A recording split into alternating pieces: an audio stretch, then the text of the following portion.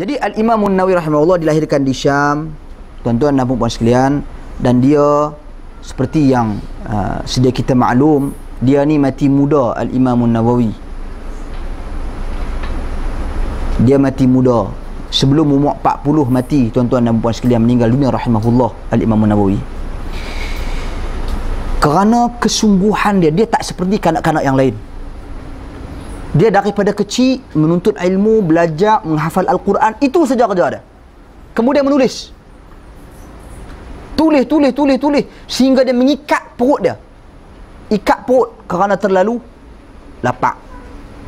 Pasal lapar, tapi dia lapar tu hilang kerana kecintaan dia kepada ilmu. Sama seperti yang diberitakan daripada Al-Imam Ibnul Jauzi, bila dia cerita masa dia menuntut ilmu tu, dia bawa roti kerah, kita kata roti mayat.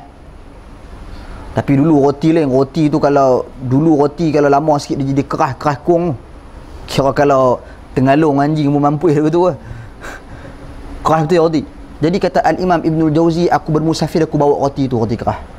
Kalau aku nak makan, aku pergi cari mana-mana sungai ke, laluan ayak ke, aku duduk, aku rendam roti tu dalam sungai tersebut, kemudian aku makan sikit demi sikit.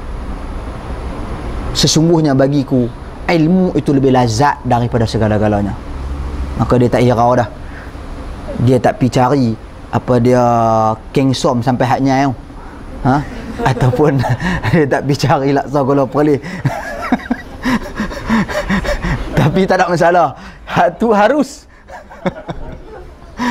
Hak tu sunnah, boleh. Kita pun pergi cari bayi dua no.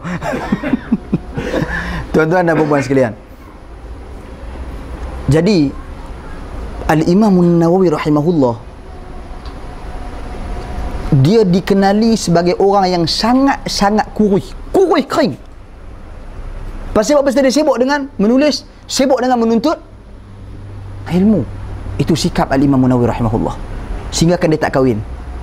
Sebab tu tuan-tuan dan puan sekalian, bagi orang yang duk tuduh Ibnu Taimiyah rahimahullah benci sunnah sebab tak kahwin, Al-Imam An-Nawawi rahimahullah juga tak kahwin. Depa bukan benci sunnah, sebab kesibukan depa yang terlampau menyebabkan mereka bimbang tanggungjawab nanti mereka tak dapat nak berikan. Jadi mereka mengambil langkah untuk tidak berkahwin. Lagipun Al-Imam An-Nawawi rahimahullah dia mati muda. Cuba bayangkan, dia menulis kitab dalam semua cabang ilmu. Dalam bahasa Arab pun ada, dalam hadis pun ada, dalam fiqh pun ada, dalam mustalah hadis. Mustalah hadis ni ulumul hadis, pelajaran ilmu tentang kaedah-kaedah dalam hadis. Maksud dia umum dulu tu. Dia mengulas penulisan ataupun dia meringkaskan pendapat-pendapat Ibnu Salah dalam bidang ulumul hadis. Sangat dahsyat.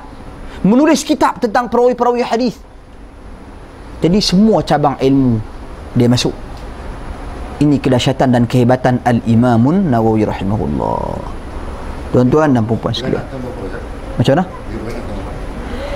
Dia mati umur 40 tahun, 676 Hijrah tolak. Apa? 636 Hijrah.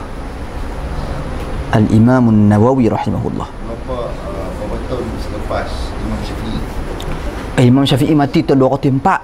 400 tahun selepas itu. 400 tahun selepas itu. Taib. Okey, jadi itulah gambaran umum tentang Al-Imam An-Nawawi rahimahullah, pengarang kitab yang kita nak baca. Jadi ini bukan tulisan cokiang-cokiang punya orang. Ini tulisan ulama besar dalam mazhab Asy-Syafi'i.